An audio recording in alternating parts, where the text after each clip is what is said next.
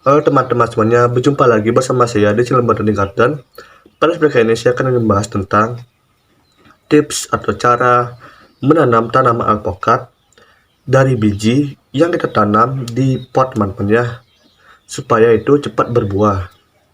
Nah, biasanya saat teman-teman membeli buah alpukat itu diperuntukkan untuk bikin jus ataupun olahan lainnya, itu biasanya teman-teman akan membuang bijinya, teman-teman ya, karena menanam alpukat dari biji itu sangatlah lama menunggunya supaya berbuah, teman-teman ya, dan juga membutuhkan area atau lahan yang luas untuk tanam alpukat tersebut berbuah.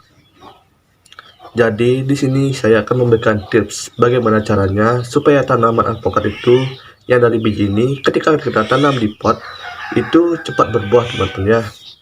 Jadi langkah yang pertama, saat kita membuka buah alpukat dan kita mengambil bijinya, itu bijinya itu dapat kita tanam di media tanam dengan menggunakan media tanam berupa sekam dan juga tanah, teman-teman ya.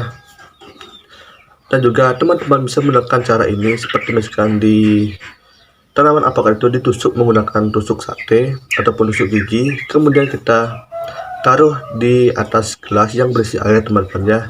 Nanti tanaman alpukat tersebut juga dapat tumbuh dan bertunas, teman-teman ya. Kemudian setelah tumbuh, baru kita bisa pindahkan ke media tanam tadi, yaitu adalah tanah dan juga sekam. Nah, setelah tanaman alpukat tumbuh beberapa hari atau beberapa minggu, tanaman alpukat tersebut siap untuk kita lakukan penyambungan ataupun okulasi, itu juga bisa, teman-teman ya. Tetapi saat kita melakukan okulasi itu peluang berhasilnya itu lebih sedikit, teman-teman ya, ketimbang kita melakukan sambung pucuk. Nah, di sini saya akan lebih menyarankan teman-teman menggunakan sambung pucuk. Nah, pucuk yang akan kita gunakan untuk menyambungnya itu usahakan dari bibit alpukat yang unggul dan alpukat tersebut sudah pernah berbuah. Kenapa demikian? Karena dengan menggunakan bibit alpukat yang dari alpukat yang unggul, buah yang kita dapatkan nantinya pastinya akan lebih bagus atau lebih berkualitas, teman-teman ya. Dan kemudian kenapa alpukat tersebut sudah pernah berbuah? Karena dengan kita menggunakan pucuk alpukat atau ban entris sambungannya nanti itu yang sudah pernah berbuah, maka saat kita sambungkan ke tunas alpukat tadi, itu alpukatnya nanti akan lebih cepat berbuah, teman-teman ya, daripada tanaman alpukat itu belum sempat berbuah.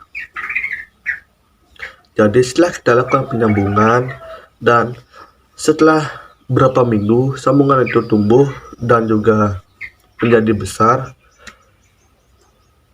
sambungan itu dapat kita pindahkan ke pot, teman-teman ya.